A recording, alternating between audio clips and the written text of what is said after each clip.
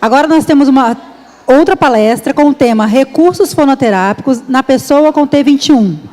Uma fonoaudióloga, formada pela Universidade Veiga de Almeida, especialista em T21 pelo IEPSIS, mãe do Thales, pessoa com T21, e do Denis. Quem vai me ajudar aqui a chamar? Vem cá. Como que é o nome?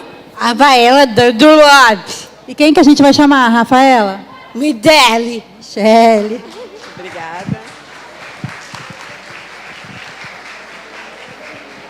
Bom dia, pessoal.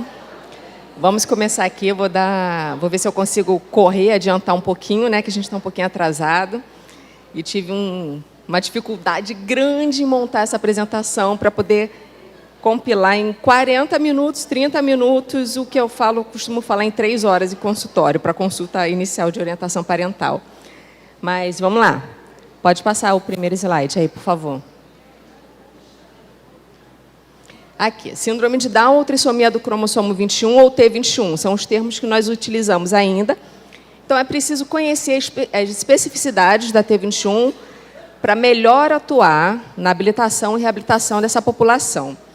Não é uma terapia tradicional de fonoaudiologia, não é a mesma terapia para uma criança com paralisia cerebral, não é uma mesma terapia para uma criança dentro do espectro autista, nem com um transtorno qualquer de fala ou linguagem. Precisamos saber que ela é uma condição genética numérica do cromossomo 21, a expressão gênica não é igual nem em gêmeos, então, de igual a gente só diz que é a T21, mas cada criança é uma, cada criança manifesta potencialidades e dificuldades. Não existe grau, ainda se fala de grau, é levinho, é mais severo, mas existem tipos, e esses tipos nós descobrimos no cariótipo, que é o exame que cai de paraquedas quando esse bebê nasce, e a família às vezes nunca ouviu esse termo, cariótipo. O que é cariótipo? O que é isso? É só para saber qual é o tipo da trissomia, mas não vai dizer se é maior, mais ou menos comprometido. Fenótipo. O que é fenótipo? Fenótipo são apenas características físicas dessa criança. São as características, é o olhinho, a orelha, a estatura baixa. E são comuns à síndrome. Não devemos usar, a gente bate nesse martelo, o termo portador de síndrome de Down, porque quem porta, desporta. E a síndrome de Down, ela está com esse ser desde o nascimento até a velhice e a morte. Ou então rótulos, ou termos para generalizar, como meu anjinho, são anjinhos, ou eles são tão dóceis, eles são tão amáveis, eles são tão fofinhos. Não, não são eles, é o João, é a Maria. Usem o nome dessa pessoa. E esse, assim, que é o principal, e a gente tem que bater no martelo lá no plano de saúde. T21 não é doença, mas as questões que são relacionadas ou secundárias à síndrome, sim. Então, aqui, pensando nisso, o desenvolvimento ele pode ser influenciado por possíveis diagnósticos secundários. Quais são? Cardiopatia é importante, uma epilepsia, síndrome de West, tem uma incidência grande nessa população, em torno de 5%. A predisposição genética, qual seria? São as potencialidades que essa criança, que essa pessoa, que esse indivíduo recebe dos pais, dos genitores. Os fatores ambientais, a exposição e a exploração do meio. Qual é o meio, qual é essa sociedade, qual é esse ambiente que essa pessoa está inserida. As estimulações que recebe durante toda a vida. E uma observação aqui de menos é mais, eu vou pontuar isso aqui um pouquinho mais à frente. O fator nutricional de toda a vida, desde o nascimento até a velhice, o quanto de impacto que esse estresse oxidativo tem sobre esse ser, e a família e rede de apoio. Família, que eu digo sempre, é a primeira porta que pode se fechar para essa pessoa. Se não acreditar nesse indivíduo, na potencialidade desse indivíduo, a gente já vai ter muita porta lá na frente fechada, já vai ter muita dificuldade lá na frente. Então, essa família ela tem que acreditar nessa pessoa. Como está aqui, é o papel mais importante no processo terapêutico, eu digo, família é o elo mais forte e deve ser muito bem orientada e treinada. Então, tem muitos profissionais aqui, mas tem muitos familiares. E é justamente isso que eu acho interessante. Vocês têm que buscar conhecimento. O conhecimento, ele muda, ele pode cursar um novo prognóstico para o desenvolvimento dessa criança, desse indivíduo. E os outros, né? Essa equipe multidisciplinar ela é formada pela família, que é o elo mais forte, como eu disse, e os outros. Os outros são os médicos. Uma gama de médicos que uma criança sem a síndrome de Down, às vezes, não vai nem conhecer. Mas essa criança com síndrome de Down, esse indivíduo com síndrome de Down, em algum momento da vida, vai passar por uma consulta e algumas especialidades, então, às vezes, pelo resto da vida. Tem a fonoaudiologia, tem a fisioterapia, tem a terapia ocupacional, tem a nutrição, tem a psicologia, tem a pedagogia. Esses profissionais, eles entram e saem da vida dessa pessoa. Não é porque vai ficar a vida inteira na fonoaudiologia. Em alguns momentos, ela entra. Por isso que eu digo, calma, gente, é uma equipe grande, é uma equipe multidisciplinar, que não vai embarcar uma criança sem a síndrome de Down? Sim, mas, como eu disse, menos é mais. A criança, ela precisa desses profissionais? Precisa, para a saúde dela, para o desenvolvimento dela. Mas ela também precisa de momento de lazer, ela precisa de viagens em família, com amigos, ela precisa praticar esportes, ela precisa de tempo para a cultura, e precisa de tempo para o ócio, de ficar em casa, à toa. Ela tem que ser uma criança, ela tem que ser um jovem com decisões e escolhas. Nós colocamos uma rotina, né, uma agenda super pesada, e principalmente quando é a primeira infância, que escuta aquele termo, estimulação precoce, tem que estimular, tem que fazer muita coisa. Mas não é por aí, a gente satura, essa criança ela fica fadigada fisicamente e mentalmente, cognitivamente. Então, por isso que eu digo, menos é mais. Vamos elencar prioridades médicas, prioridades terapêuticas.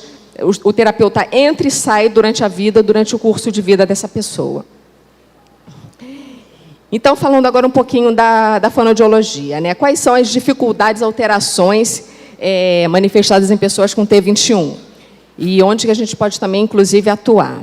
Né? A cognição, como todos sabem, tem um déficit intelectual o mais variado possível, até o declínio cognitivo precoce, possibilidade desse declínio cognitivo precoce, onde nós atuamos muito nos impactos negativos das funções do sistema estomatognático. E o que são, quando vocês escutam esse termo, né? Sistema estomatognático, ele engloba respiração, sucção, mastigação, deglutição e fala, e toda a cascata de alterações que vem por trás disso. Linguagem, incluindo todos os subsistemas linguísticos, transtornos do processamento sensorial, que acomete bastante essa população, e o terapeuta ocupacional vai falar melhor sobre isso, eu tenho certeza. Questões acadêmicas, a necessidade de uma mediação, uma necessidade de um PEI, de um programa educacional individualizado. Alguns precisam de mais suporte, outros de menos suporte. Questões de lazer e esporte, pode ter uma limitação física, não pode fazer determinado esporte devido a uma frouxidão aqui na cervical, ou tem alguma questão de obesidade que vai atrapalhar muito a mobilidade, ou atrasar muito uma coordenação. Atividades de vida diária e autocuidado, sempre um suporte, um apoio. Mas isso são treinos, tudo é possível. Esse indivíduo ele pode fazer tudo o que ele quiser. Hoje nós temos vários exemplos de jovens, de adultos que pegam um avião, que casam, que namoram, que tiram, inclusive, carteira de motorista. Então, é acreditar que hoje é possível. A síndrome de Down de 20, de 30, de 40, de 50 anos atrás não é a de agora.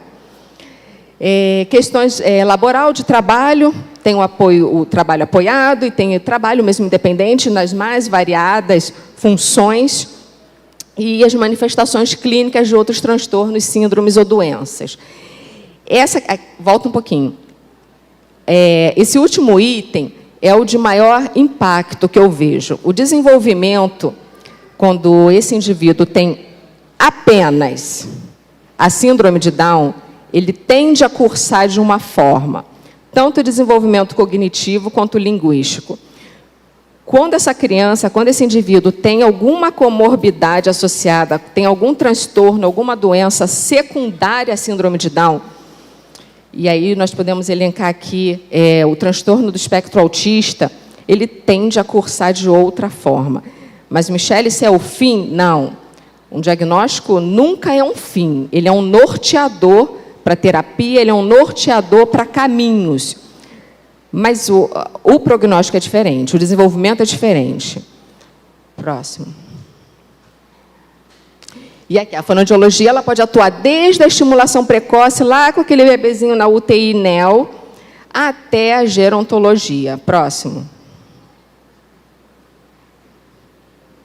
Então, pensando nas implicações fonoaudiológicas na T21, como que nós podemos atuar de forma mais assertiva? Aqui é uma mensagem para as fonos. Tem que conhecer as especificidades da T21. Como eu disse, não é uma terapia igual, não é uma terapia igual de linguagem. Fazemos algumas questões, algumas estimulações que são iguais para o neurodesenvolvimento, para o desenvolvimento infantil, mas tem algumas questões que precisam ser melhor direcionadas.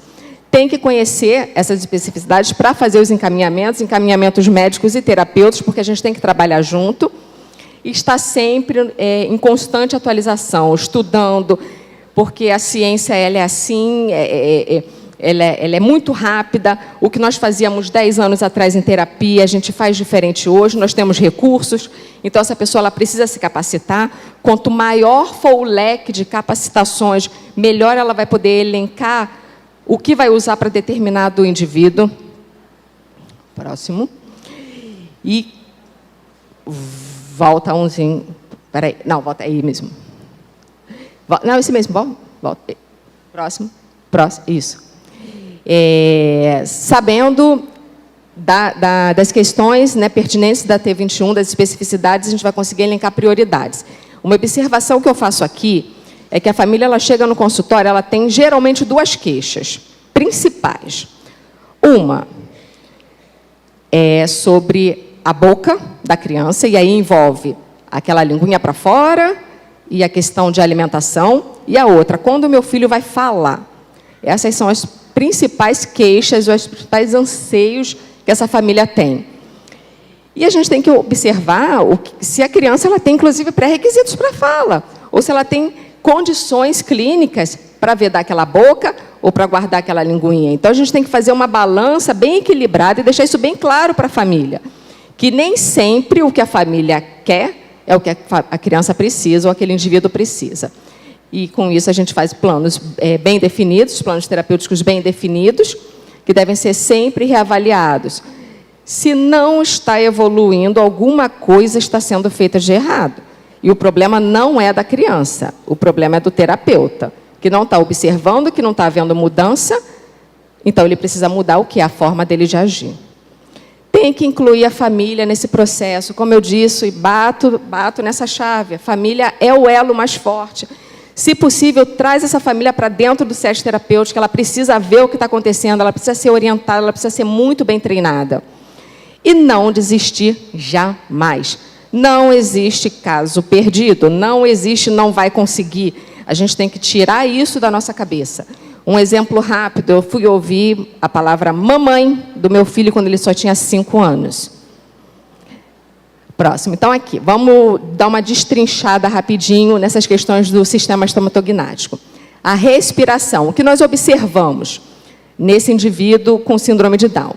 De questões estruturais, é a hipoplasia do terço médio da face, como a Carol disse, é um encurtamento desse terço médio da face, aquele narizinho menor, aquele palato mais alto, que tem um impacto grande nas tonsilas. As tonsilas são as amígdalas adenoides, tonsila faríngea, tonsila parotinas, elas ficam hipertróficas e, se já não tem espaço, fica pior ainda para respirar. Vem uma respiração bucal. Quando que essa respiração bucal surge na vida desse indivíduo? Por volta lá dos 6 meses. Pode ser um pouquinho antes, um pouquinho depois, que não tem uma matemática exata, mas em torno dos 6 meses, fisiologicamente, os bebês aprendem a respirar pela boca, uma segunda via de respiração. Antes disso, é difícil, tanto é que se o bebê fica congestionado, se ele pega uma gripinha ou o que for, ele fica sufocado, porque ele não consegue achar essa via alternativa de respiração. Então, ele descobre por volta dos 6 meses. E aí, o que acontece? Ele, abriu o meu bocão. Entra muito ar por aqui, porque esse meu narizinho passa pouco ar. Eu vou começar a respirar por aqui. Passou o resfriado, ele continua respirando pela boca. Para poder respirar pela boca, o que ele tem que fazer? Tem que tirar a língua do caminho. Então, ele tem que descer essa língua ela fica esparramada em assoalho da boca, para poder passar esse ar pela boca. Vamos imaginar que esse bebê tem 6 meses, ele está em franco crescimento crâniofacial. Então, ele precisa imprimir forças para estimular o crescimento dessa maxila. E como que ele vai estimular esse crescimento da maxila? Se essa língua estiver acoplada em palato, o palato é o céu da boca. A língua acoplada em palato e o ar passando pelo nariz, ele imprime forças. O ar Por cima, pelo nariz, ele empurra esse palato para baixo, a língua acoplada nesse palato, ela faz um molde para poder expandir esse palato. E se a língua está em assoalho, aí vem toda aquela cascata de alterações. Língua rebaixada, ela não fica uma língua grande, a língua do bebê é igual a de qualquer um. A questão é o tônus, se ela está rebaixada, se ela está esparramada em assoalho da boca e não tem um dente para segurar, uma escora para segurar, essa língua ela vem para fora. SALS é a síndrome da apneia obstrutiva do sono. Tem uma incidência grande nessa população. Protocolo fazer um exame de polissonografia na população com T21. Em algum momento tem que fazer, se a criança tem queixa, principalmente queixas clínicas, se mexe muito ao dormir, ela baba, parece aquela pizza de baba no travesseiro, ela acorda, ela tem despertares, ela tem sustos durante o sono. Vamos investigar esse sono, porque ele tem o sono revigorante ele é extremamente importante no neurodesenvolvimento. A criança que não dorme bem, ela não vai consolidar todas as aprendizagens do dia anterior. Ou seja, você se esforça para estimular o seu filho, você se esforça para promover um aprendizado, seja qual for, e ele não dorme bem. Ou seja, o que ele vai consolidar? Ele vai consolidar muito pouco. E outro, o reflexo no dia seguinte. É uma criança que vai apresentar dois comportamentos. Ou é uma criança extremamente agitada, ou é uma criança extremamente letárgica. E tudo isso tem influência do sono. Sem contar que durante o sono secreta hormônio de crescimento e por aí vai. As vias aéreas são geralmente comprometidas com questões alérgicas, rinite, tem as pneumonias de repetição, otite, que tem um impacto negativo nas atividades dessa pessoa. Quais são? Se eu tenho uma criança com febre, porque está com uma pneumonia, ela não vai para a escola, ela não vai para a terapia. Então, olha os impactos que são. A criança, e a queixa são... Entra mês, sai mês, está no antibiótico. Entra mês, sai mês, está no antibiótico. E ninguém dorme, a família não dorme, a criança não dorme. E ela tem todas as atividades dela privadas por conta disso, por questões de saúde. Os impactos nos quimiorreceptores, né, que a gente tem inapetência, a questão da alimentação. Se eu respiro pela boca, eu deixo de estimular os quimiorreceptores olfativos. Então, se eu não sinto o cheiro, eu sinto pouco gosto. E eu sou aquela criança que eu só quero comer aquilo só que eu conheço sensorialmente. Então, eu tenho uma dificuldade enorme de fazer uma evolução de consistência ou de variação de alimento por conta da respiração bucal. E o fole expiratório, essa capacidade que esse ser tem de fonar, de usar a saída do ar dos pulmões para fazer vibrar a prega vocal e uma boa coarticulação.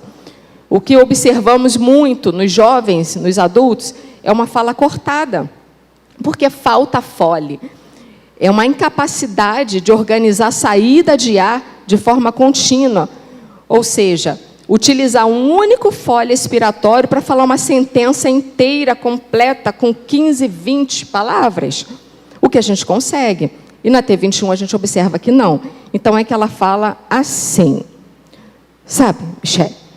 Eu, hoje, fui na escola porque eu queria muito ir.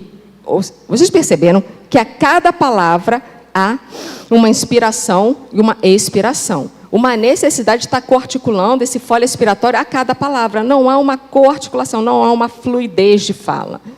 Próximo, e vai impactar na inteligibilidade de fala. Aqui. Na fonoterapia, o que nós vamos preconizar? Excluir ou tratar os impeditivos clínicos importantes. Tem que fazer, senão é enxugar gelo. Se eu tenho uma criança com uma hipertrofia absurda das tonsilas, o que vai adiantar? Eu não vou conseguir fechar a boca, eu não vou conseguir conscientizar essa respiração nasal, eu vou ter alterações de ressonância e projeção vocal, então tem que tratar. Tem que ir para o otorrino, tem que ir para o alergista, o pediatra tem que entrar junto, a gente tem que tratar, tem que trabalhar junto nessa questão. Favorecer o padrão de respiração nasal, esse é o principal. Vedamento labial, porque se eu fecho a boca, eu tenho que automaticamente respirar. Respirar é vida. Então, se eu fecho a boca, eu respiro pelo nariz. Conscientização e comandos verbais. Se a criança já está um pouquinho maior, você pode modelar, você pode fechar a boca, você pode pedir, respira pelo nariz, guarda a língua, fecha a boca, seja o comando que for. Nós entramos com exercícios miofuncionais Os recursos em consultório, apito nasal, o sopro para trabalhar o fole expiratório, fotobiomodulação, que é o laser, bandagens, E-Vibe. E aqui quem entra junto, firme nessas questões respiratórias são os médicos, como eu disse, o dentista, por conta dessa atresia de palato, esse palato alto. Vamos ver o que a gente pode fazer, se a gente pode expandir esse palato, para que essa criança possa ter um melhor aporte de oxigênio pela narina. E a fisiorrespiratória. Próximo. Aqui um exemplo dos recursos de consultório. Naquela primeira foto, são qualquer instrumento de sopro. Estimulem o sopro. É o sopro curto, é o sopro contínuo. Quanto mais variado, eu brinco e digo para as minhas famílias, aprendeu a soprar? Com 1 aninho já consegue soprar, tá, gente? Tem criança que chega no consultório com 5 anos e não sabe soprar, mas com 1 aninho a criança já é capaz de soprar. Aprendeu a soprar, vamos fazer uma caixinha de apitos para essa criança. A casa vai ficar uma loucura, mas faz parte. Vamos estimular o sopro dessa criança. No de baixo, volta um pouquinho. No de baixo são os apitos de nariz para trabalhar o fole nasal. As bandagens, ali eu tenho a cross tape, tem kinésio, tem em cima a dinâmica. A foto parece que deu uma tremida ali, ficou esquisita. Ali as tipes do Z-Vibe e embaixo o laser, a fotobiomodulação. Ali eu estou fazendo o ILIB modificado. Próximo. Aqui nós temos estratégias. O uso do Z-Vibe para sensibilizar. E ali um mordedor da ARC terapêutico. Ali é uma manobra mecânica, ou seja, eu estou segurando essa mandíbula e estou segurando esse lábio para forçar a respiração nasal. Então, nós seguramos ali um tempinho para que essa criança tenha vários ciclos respiratórios nasais, nos 2 casos. Pronto. Aqui, bandagem elástica, que se muito fala, né? Criança com síndrome de Down tem que botar bandagem. Nem todas, gente, nem todas. Não é assim um mandatório para síndrome de Down, não. Tem que saber elencar os recursos. Aqui eu tenho 2 aplicações para o mesmo objetivo, que é o quê? Vedamento labial. Na primeira aplicação, aqui embaixo no queixo, eu estou ativando a língua, o objetivo é a língua para que ela faça mais ciclos deglutitórios, e se ela faz ciclos deglutitórios, ela tem que fechar a boca. E na segunda é uma bebezinha que está agora recém-completado 6 meses e começou a abrir o bocão. E aí nós já colocamos a bandagem, aqui ela ainda está na dieta sensorial, para que ela mantenha essa boquinha fechada. Observa que ela ainda não tem atipias, não tem encurtamento de lábios, nem eversão de lábio inferior. Já foi encaminhada já. Próximo. Aqui o apito nasal, o exemplo do apito nasal, quando eu digo, né, para trabalhar o fole nasal, quando nós trabalhamos esse fole nasal, eu não estou trabalhando só a saída do ar nasal, estou trabalhando a musculatura velofaríngea, lá atrás no palato mole, que é o que faz o quê? Ele sobe ou desce para poder direcionar o que é som oral e o que é som nasal. Para que essa minha criança, para que esse meu adulto lá na frente não seja um falante com uma hipernasalidade. É uma musculatura para o fole nasal. E aí o próximo. Aqui é um vídeo que eu acho que está sem áudio. E aí eu vou colocar um áudiozinho aqui. Vai lá.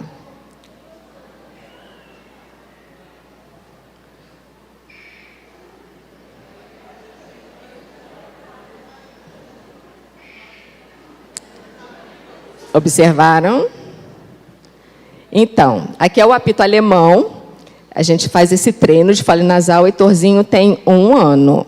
1 ano e ele consegue direcionar esse fluxo nasal. Próximo. Aqui, soprar. Soprar é uma função que deve ser aprendida e estimulada. E estimulado o quê? Por várias idades. Aqui nós temos desde os meus pequenininhos, que é a minha turminha, aquela minha duplinha ali, Livinha e o Gabriel, que é da minha turminha de 2020, até o Léo, que já tem 15 anos. E você observa que são a mesma função, ou seja, o sopro direcionado, só que com objetivos diferentes, né, e de uma forma diferente. Próximo. Primeiro, o sopro.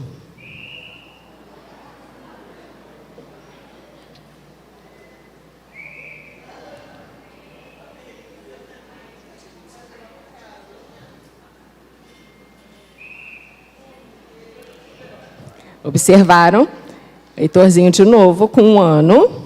todos eles, né? Praticamente todos os meus bebês... Espera aí, volta aí um pouquinho. Gabriel inclusive, já consegue a língua de sogra, gente. Língua de sogra não é fácil, porque ele tem um aramezinho ali no meio. Aí ele diz aí mas o áudio está tão fraquinho. A gente faz gestos, a gente estimula não só o sopro, mas aí a linguagem está junto ali. Então, vocês observam. Gabriel, tanto Heitor quanto Gabriel, nessas mostras de sopro, os dois ainda não tinham 2 anos. Agora, o Gabrielzinho já tem 2 anos, Heitor ainda vai fazer 2 anos. Sucção, vamos para a sucção. Aqui, quais são as implicações na sucção? Na prematuridade, na UTI prolongada, aquele bebê que precisa estar afastado, muitas das vezes, da mãe. E é uma necessidade, gente, é vida, então não tem o que fazer. E vai ter uma questão aí de sucção. Próximo, alterações de freno. Não, volta aqui. Os frênulos. Nós temos que avaliar essas questões, se a criança não está sugando. Vamos começar a eliminar as possíveis causas. Alterações de frênulo, lábio, língua. Tem a questão da sonolência. É um bebê que costuma ser muito sonolento, tem dificuldade para despertar, e a mãe fica naquela neurose, meu Deus, deu 3 horas e não mamou, e vamos despertar, e tira a roupa, e faz cosquinha, e passa gelo, e passa isso. E o tempo prolongado na amamentação. Tem a questão da hipotonia global, ela não é só perioral, mas também toda da organização do corpo.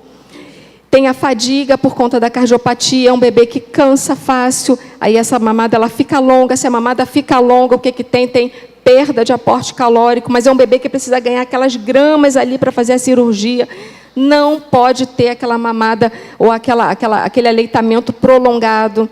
Tem as questões de incoordenação, que é a sucção, respiração e deglutição. Um bebê desorganizado, ele é incoordenado, provoca engasgos e aspiração, aí vem as doenças pulmonares, vem ali uma pneumonia alta por aspiração interna e separa novamente da mãe.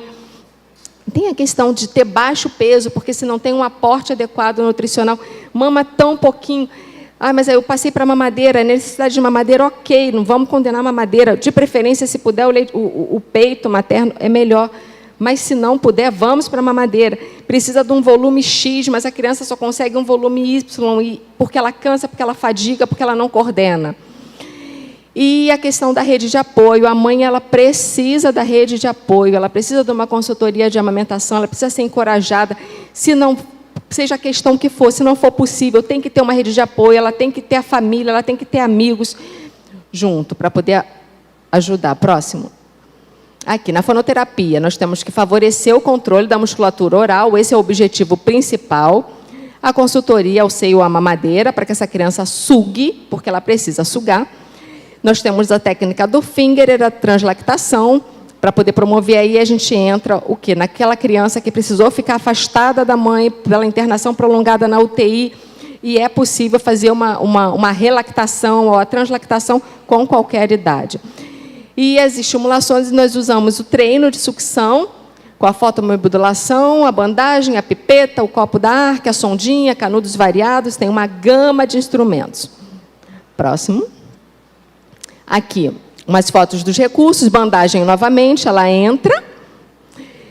No primeiro, nós temos o copinho da Arque, que é aquele do ursinho, que é o famoso copinho da Arque, e é muito caro, então a família não precisa investir nisso, porque eu garanto para vocês que em 1 dia, 2 dias, a criança aprende a sugar, com a idade que for.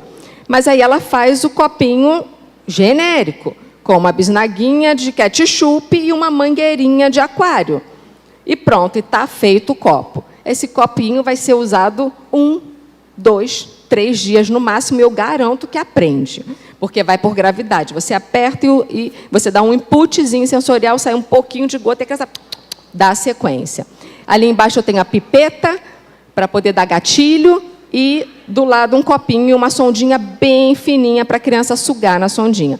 No centro, outro tipo de sucção, aí já é para treino de força, essa criança ela vai sugar o êmbolo dali da seringa. Próximo. Aqui os recursos, tem o laser, o canudos, quanto mais fino for o calibre desse canudo, mais força e organização perioral essa criança vai precisar fazer. É muito diferente de você sugar uma sondinha de sugar um canudo de milkshake, né? do Bob's. E aquele copinho cortado ali, é um copo que eu digo e repito, eu contraindico para a síndrome de Down. Evitem ao máximo, seja você profissional indicar, ou seja você pai ou conhecido de alguém com síndrome de Down. Aquele copinho de bico, né, de pontinha, seja com 3, com 2, com um furinho, duro, rígido, com silicone, da forma que for, ele vai provocar uma atipia na boca dessa criança. Vamos pensar que o bebê ele tem um padrão posterior anterior de movimentação de língua para a sucção, que é fisiológico. E se você oferece um copo desse tipo, que tem esse biquinho para cima, ele vai projetar a língua para poder acoplar esse bico. E ele vai sugar e vai beber. Ok, é um copo que não vaza, é um copo legal, Michele, porque o meu bebê com 1 aninho está segurando, está bebendo sozinho. Tá, mas está bebendo como? Essa língua está projetada? Opa, se está projetada, então não é o copo ideal. E qual é a questão, o X da questão? Como é um copo que o bebê ou que a criança ela tem autonomia, é um copo que não vaza, que não suja, e a criança tem autonomia para beber, a família prolonga o uso desse copo de bico. E essa criança vai passar meses, vai passar anos utilizando esse copo e projetando a língua para sugar. E você olha aquela criança sem estar bebendo o copo, ela está sugando a língua. Está com a linguinha entre os lábios, entre os dentes e sugando a língua. Por quê? Porque ela tem memória. Ela tem memória de sucção, que está ali todo dia sendo treinada com o bendito do copo. Então, quando eu vejo, eu falo, vamos trocar para o canudo, porque o objetivo é o copo 360, autonomia e independência. Próximo. Aqui são os exemplos de sucção. Porque... Aí, Michele, mas qual é a diferença daquele copo, dos biquinhos, né, do biquinho para cima, para um canudo? Observem o bico, olha a projeção de lábios. É muito importante. Sugar não é mordendo, sugar não é puxando o lábio inferior, sugar não é com a boca neutra, sugar tem que fazer bico. Para quê? Para fala lá na frente. O objetivo disso é fala, o objetivo disso é vedamento labial, o objetivo disso é estimulação de toda essa musculatura perioral.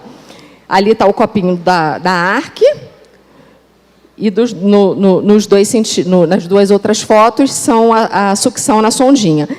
Ah, Michele, então eu vou dar, se é para trabalhar isso, eu vou dar meio litro de água para o meu filho todo dia na sondinha. Não façam isso, porque vai fadigar o músculo. A língua é músculo, então tem um limite. Isso é treino terapêutico. São 50 minutos. Essa criança ela não está se hidratando com aquele 50 ml, perdão.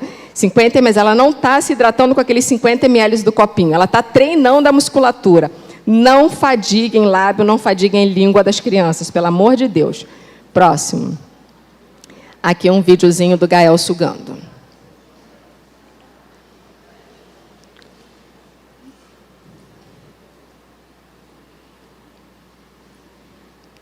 E aí eu canto uma musiquinha, o Gael canta 1, canta 2, aquela musiquinha da Mariana, e eu quero que essa minha criança sugue 50 ml até chegar no nome da criança, o número 10. Próximo. Mastigação. Quais são as questões que envolvem a mastigação?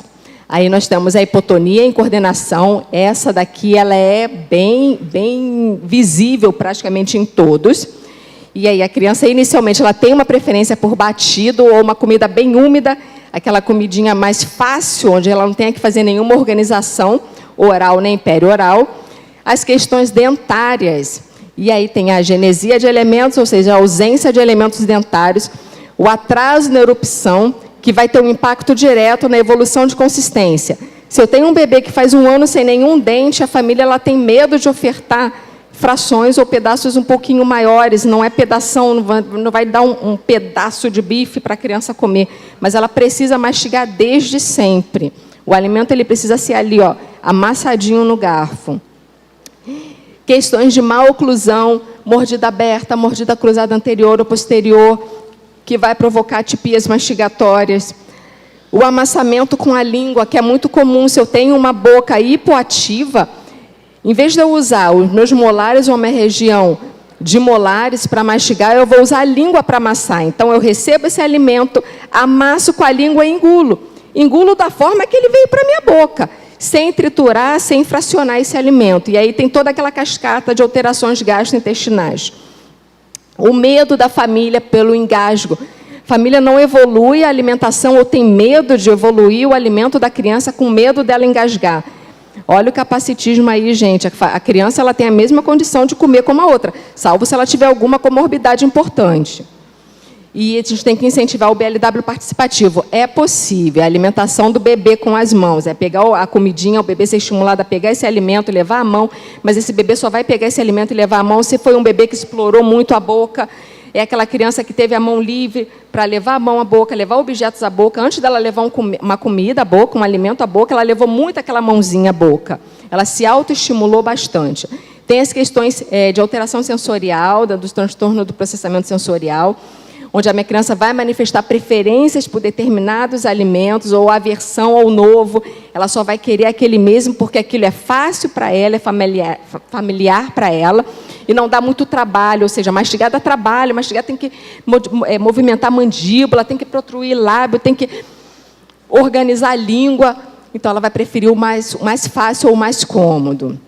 E, ao contrário do que a gente conhece, que a sucção é inata, porque é um reflexo inato de sobrevivência, o ato de mastigar ele tem que ser estimulado, treinado e aprendido, desde antes de vir o alimento. Não adianta esperar a fase da introdução alimentar, que não tem uma data, tá, gente? A introdução alimentar ela tem que ter prontidão. A criança, esse bebê, ele tem que ter prontidão para a introdução alimentar, para a gente não atropelar as fases e ter um problema pior lá na frente. E antes de vir qualquer alimento, ele precisa ser estimulado e treinado. E aqui entra a dentista, entra a nutricionista e entra a TO. Tem que abraçar quando tem essas questões de mastigação. Próximo. Na fonoterapia, a percepção, o objetivo da fonoterapia é a percepção e organização do alimento dentro da boca, mobilidade da língua e lateralização. Mobilidade não é o amassamento da língua sobre o palato, empurrar esse alimento para a língua, projetar a língua e deglutir, não é isso. A língua ela tem que lateralizar, essa língua ela tem que dançar dentro da boca, ela tem que jogar para um lado, ela tem que jogar o alimento para o outro, porque isso são pontos articulatórios, ou seja, você está trabalhando a fala, que vai vir um tempinho depois, lá no momento, em todo momento de alimentação. Criança que come bem, fala bem. E comer bem, não estou dizendo de alimentos, não. Incluir os alimentos, claro, mas eu digo de organização. A mordida anterior e a boa trituração do alimento tem que ter essa captação. Eu não posso estimular que esse meu bebê, se ele tem a questão... Onde acontece aqui a mordida posterior? Quando a criança ela tem um atraso ou uma troca na erupção dentária. Nascem molares antes de nascerem os incisivos. E ela precisa cortar esse alimento. Então, ela joga para o cantinho e morde de cantinho. Ela não faz essa mordida anterior. Então, vamos estimular a mordida anterior. E a trituração do alimento, para que entre lá, a digestão já começa pela boca. A mastigação ela deve ser bilateral alternada, sem escapes anteriores. Tem que ter força suficiente perioral para manter esse alimento dentro da boca.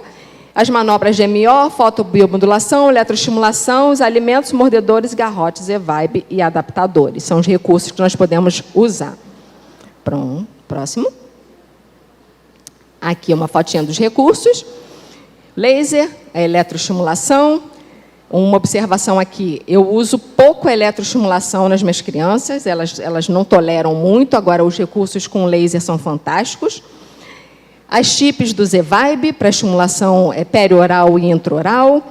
Ali os mordedores, nós temos variações de garrote, desde o mais fininho, que é aquele meu bebezinho bem pequenininho, que não tem dente nenhum, até aquela minha criança maior que já está cheia de dente. Próximo. Aqui são alguns exemplos. A minha bebezinha, minhas bebês, né? Minhas princesas. Vitória, Vitorinha é o meu recorde do consultório, a minha bebezinha prematura extrema, de 26 semanas, e nós estamos ali na luta firme e forte para a introdução alimentar. Na primeira foto tem uma estimulação sensorial, com mordedores que eles simulam o que seriam texturas desse alimento dentro da boca para aceitação. Na última foto já tem um garrote bem fininho para o trabalho de movimentação de mandíbula. No meio, Livinha, mastigando um Yzinho da ARC, mordedor. Próximo. Aqui, mastigação, também. Na medida do possível, tem que deixar com autonomia para a criança mastigar, e aí eu canto uma música, eu peço para trocar, eu dou um toque na bochecha, agora desse lado. Vamos trabalhar toda essa musculatura perioral.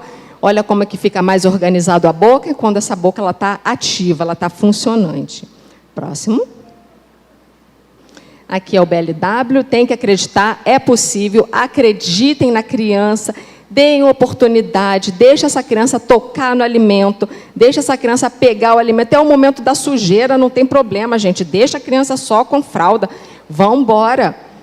E aqui tem os 3 exemplos, meus bebês. Próximo. Deglutição. As questões de deglutição que nós temos, que nós observamos, são adaptadas. É quando a língua ela toma a forma da cavidade oral, ou seja, se eu tenho um estreitamento de cavidade oral, se eu tenho um pouco espaço na cavidade oral, na hora de deglutir, ou cabe a minha língua, ou cabe o meu bolo alimentar dentro da boca. Então, para eu poder deglutir, eu preciso projetar essa minha língua, é aquela deglutição onde a criança joga a linguinha para frente, porque ela tem o quê? Ela tem uma questão estrutural. Atípica. Atípica são os ruídos, os escapes, a projeção anterior, contração excessiva de musculatura, ela faz movimentos compensatórios.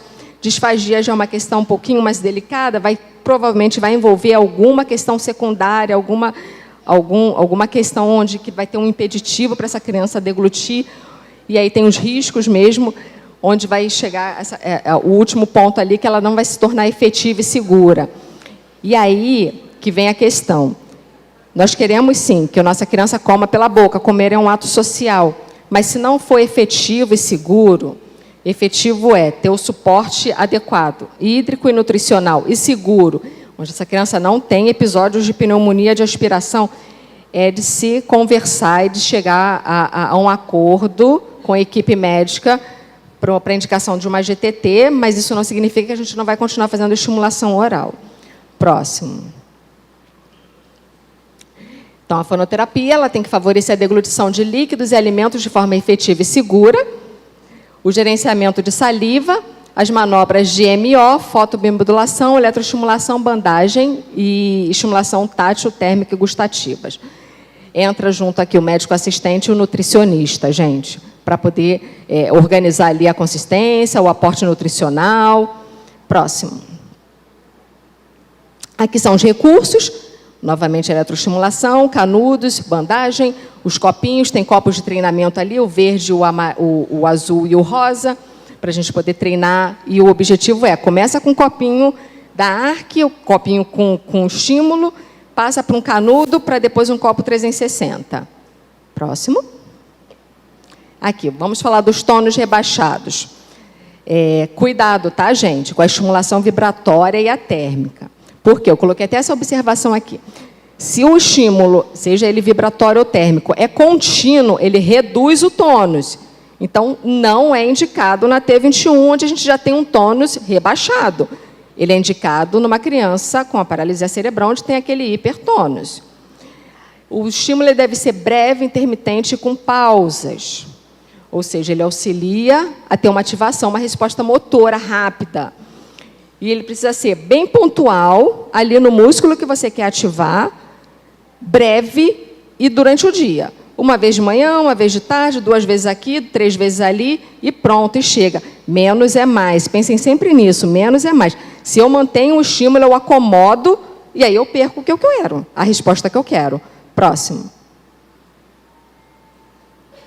Aqui, exemplos de deglutição segura, criança posturada. Próximo. Estratégias para autonomia do copo 360. Ajudamos para chegar naquele objetivo ali, da criança beber sozinho. Vê que não é copo com aquele canudinho, né? com aquela pontinha. Próximo. Questões de fala. E aí, o que nós temos? Nós temos questões de fonoarticulação, que são os transtornos motores de fala. Na grande maioria, essa criança, esse indivíduo com T21, ele tem uma disartria e não apraxia de fala na infância. Muito se fala agora de apraxia, mas acomete, sim, essa população, mas, às vezes, nem sempre é possível nem testar ou avaliar se realmente é uma apraxia, porque a criança ela tem uma ausência de fala. Tem as questões de atraso motor de fala, o impacto na inteligibilidade dela. Tem as questões de desvio fonético, desvios fonológicos, a disfluência gagueira, são hesitações, prolongamentos, isso é bastante evidente na população, a ausência da fala. E aqui um parêntesezinho, a ausência da fala, né? Essa linguagem é uma questão que preocupa muito, tanto profissionais quanto os familiares. Meu filho vai falar? Não sei. Tem tudo para falar. Tem tudo para falar. Agora, se vai falar, a gente vai estimular e vamos ver como vai falar e até onde vai falar. Tem que observar se não há falhas em pré-requisitos de fala. Antes da fala articulada, da oralidade, existem alguns critérios que a criança precisa adquirir, algumas habilidades que ela precisa adquirir. E aí você observa aquela criança que tem 2, 3 anos, ela não tem nem os pré-requisitos. Como que ela vai falar? Ela não vai falar ainda. Então, precisa ser trabalhada, aí a gente volta lá. Ó. Qual é o desejo da família? O desejo da família é que ela fale. Mas qual é a necessidade? Estimular os pré-requisitos de fala. Isso não significa ausência de linguagem, tá, gente? Fala é uma coisa, linguagem é outra. Vai, próximo. Aqui, aí as questões de linguagem. Nós estimulamos a linguagem receptiva, audição e compreensão, linguagem corporal, comunicação não verbal, gesto, postura, mímica, facial, o corpo inteiro fala, isso tudo é linguagem. Linguagem expressiva, vocabulário, pragmática, fluência, inteligibilidade, todos os sistemas sublinguísticos de fala. Próximo. A fonoterapia para fala e linguagem, ela tem que ser, quando é criança, ela tem que ser lúdica e motivadora. Criança só aprende se for divertido. Então, nós usamos cantigas, onomatopeias, faz de conta. Tem que trabalhar a estimulação nos primeiros meses de vida, no primeiro, segundo, terceiro ano de vida, estimulação visual e auditiva. Uma observação aqui na questão auditiva. É protocolo na T21 fazer a avaliação auditiva anual. Não estou falando fazer BERA anual, não, gente. O BERA ele tem que ser feito pelo menos uma vez. Mas a avaliação audiológica, por toda a vida, todo ano, nós temos que ter certeza da integridade auditiva dessa criança, desse indivíduo. O controle motor de fala, e nesse controle motor de fala inclui a ideação, planejamento, programação e execução motora dos sons da fala. Os alvos, eles precisam ser elencados e tem que ser alvos funcionais e de alta frequência. Eu não vou eleger um alvo liquidificador se a minha criança não consegue falar um dá. Dá é muito mais funcional do que falar liquidificador. E tem que ter muita repetição. Aqui, sequência fonêmicas, aquele V e o C ali, é vogal, consoante. Então, começa com uma vogal, é um A, estimular esse meu bebê a fonar, a fazer som, produzir som. E os primeiros sons são os sons vocálicos e contínuos. E depois ele começa com o ai, ele começa a aglutinar 2 vogais, e aí entra a primeira consoante, vem toda a fase do balbucio, da experiência de trato vocal. É uma construção, até maiores estruturas e frases. E utilizar as pistas multissensoriais. Próximo. Aqui, pistas multissensoriais, para estimulação de linguagem e fala. Pistas visuais, verbais, táteis, proprioceptivas, sinestésicas, cognitivas.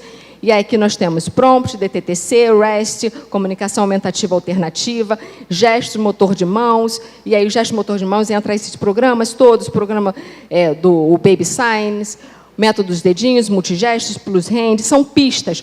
Quanto mais pistas, melhor para esse indivíduo poder desenvolver sua fala e sua linguagem. Então, quanto mais formações esse profissional tenha, maior vai ser o leque de recursos que ele vai poder elencar. As crianças e os indivíduos, eles não são iguais. E aí eu vou botar um parênteses ali, ó, no prompt. O que a gente recebe? Muita indicação, principalmente para liminar de plano de saúde. Profissional fonoaudiólogo com prompt, porque é difícil de achar no plano. E aí a família entra com liminar e ela consegue um profissional particular para o plano poder reembolsar. Só que o prompt, gente, ele é muito bom, é bom, mas não é para todos. Eu preciso saber se essa criança tolera o toque. O prompt, ele produz toques motores na face, ele vai chamar esse fonema, ele vai mostrar, olha aqui, córtex, é assim. Essa língua tem que fazer isso, esse lábio tem que fazer isso. E aí vamos imaginar aquela criança que tem um transtorno de processamento sensorial muito exacerbado, que não tolera nenhum toque aqui no ombro, que dirá no rosto. Então vamos pensar, gente, vamos pensar nisso. Mas tem outros recursos ali. Não é porque a criança não vai fazer prompt, a minha criança tem transtorno motor de fala, o terapeuta dele não tem prompt, ele não vai falar, não, nem isso, tem outros, olha o leque. Então, a gente vai elencar e vai priorizar o que vai ser necessário para aquele indivíduo. Próximo. Aqui, estratégias de estimulação visual, ali tem desde de 0 a 3 meses até maior de 12 meses, vocês podem observar a evolução de percepção visual. Lá, meu bebezinho bem pequenininho, é só no preto e no branco, até chegar com mais de 12 meses, onde já percebe, consegue discriminar todas as cores e fundo, e figura fundo e tudo isso. Próximo. Aqui, estratégias de apontar, e aí nós destacamos o apontar imperativo e declarativo. O que é o apontar imperativo? O imperativo é aquele que a criança fala assim, faz assim, ó. Ela está pedindo ali ó, a plantinha. Ela quer aquela plantinha. E o declarativo, passou o avião. Ela olha para a mãe, olha para o avião e faz assim. Está declarando, isso é comunicação. Sem nenhuma fala. Vocês perceberam? Ela aponta para pedir a água, para solicitar, ela está comunicando, eu quero a água. E ela aponta para triangular. E aí eu vou botar uma observação aqui. A criança ela já faz isso antes de 1 ano, tá, gente? Ela faz isso antes de 1 ano. A gente dá um limite ali até uns 18 meses para que ela aponte os dois, o imperativo e o declarativo. Não apontou, a gente já... Opa! Tem uma pulguinha aqui, porque isso é comunicação, isso é cognição. E aí a gente já começa a investigar outras características do transtorno do espectro autista. Próximo. Estratégias de imitação gestual, ali gesto motor de mãos, com Isaac, e ali também a gente está cantando, eu e o Gabriel, ele está me imitando, fazendo o gestozinho. Próximo. Aqui fala a linguagem de cognição com fantoche, isso é um recurso maravilhoso, a criança ela adora, ela curte, ela ri, e a gente pode trabalhar onomatopeia, como que o bichinho faz e canta. Próximo. Faz de conta e brincadeira simbólica, isso daqui é cognição pura, é imitar o que está fazendo, o que faz em casa, a situação de casa. Isso envolve memória, isso envolve criatividade, isso envolve sequência temporal. O que eu tenho que fazer? Eu tenho que pentear o cabelo, eu tenho que dar uma mamadeira, e se acabou a mamadeira, eu tenho que limpar a boquinha. Próximo. Cantigas. A via auditiva é um ótimo canal de estimulação. Próximo. Leitura, aqui, o que eu estimulo, eu mostro, primeiro eu leio. Eu não vou ler aquele monte de texto ali, porque a criança não tem tempo suficiente de atenção. A atenção da criança, a gente baliza mais ou menos entre 3 a 5, múltiplo da idade. Ou seja, se eu tenho um bebê de 1 ano, a atenção dele ele vai estar dentro de uma janela de 3 minutos a 5 da mesma atividade. Ele não vai ter saco de ouvir uma história durante 10 minutos, ele vai dispersar, ele vai desfocar. Então, o que a gente faz? A gente conta a história de acordo com as figuras. E depois eu ofereço esse livro para a criança contar da forma dela, do jeitinho que ela quiser. Ela vai balbuciar, ela vai sonorizar, e ela vai apontar, ela vai me mostrar. E a gente está estimulando a linguagem dessa forma também. Próximo. Aqui, pistas motoras, para o transtorno motor de fala. No primeiro exemplo, eu tenho aqui o prompt, e no segundo exemplo, eu tenho aqui o DTTC. Próximo. Cards para linguagem e cognição. Esses cards da abrapraxia são fantásticos. Nós podemos elencar aqui alvos. Ali no meio é uma sequência de caixinhas da Matrix, são ótimos para a gente trabalhar cognição também. Isso pode ser tanto em consultório quanto em casa, para todas as idades. Próximo. Aqui alguns exemplos de uso. E aí nós trabalhamos cognição, memória, linguagem, troca de turno, tudo é uma gama. Próximo. Aqui, mais recursos para atenção, percepção, organização, pareamento, nomeação. Próximo. E vou falar um pouquinho da fotomodulação, porque vocês viram o aparelho de laser, mas pensa assim, laser, opa, peraí, laser vai queimar a criança? Não, não queima, tá, gente? É indolor, ele tem indicação, é a fotomodulação sistêmica transdérmica, que é o ILIB modificado. Quais são as funções do ILIB? Ele estimula o sistema imunológico, aumento da microcirculação do aporte de oxigênio e nutrientes, combate o estresse oxidativo por estimular a síntese da SOD, Ele melhora a qualidade do sono e reduz ansiedades e promove o bem-estar, entre outros benefícios. E aqui eu tenho 2 aplicações embaixo do exemplo. A primeira, eu estou trabalhando questões cognitivas, enquanto eu estou fazendo o ILIB, eu estou estimulando a cognição. E com a Laurinha, que é a criança maior, e com a criança menor, a Ariel, eu estou cantando com ela. Então, eu estou trabalhando, eu estou estimulando esse córtex. Próximo. E aqui o uso do laser vermelho e infravermelho.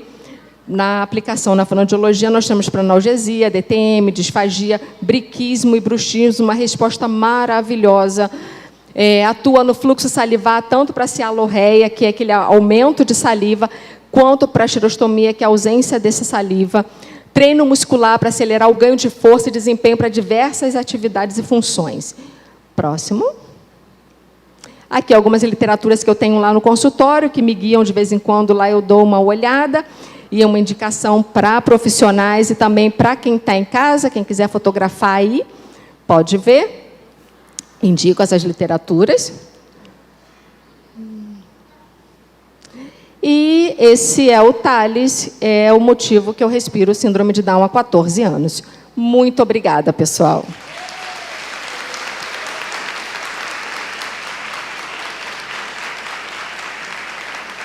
Minhas ajudantes foram embora, Michele. Obrigada. Obrigada. Aí, cadê? Ah, peraí. Ah, então topo, devolve.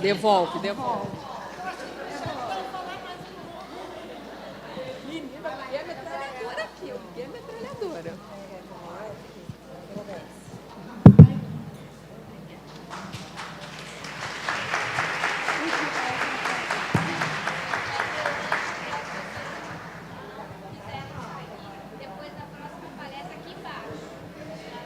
Pessoal, vamos lá para a nossa... Nós estamos um pouquinho atrasados, mas nós vamos para a nossa última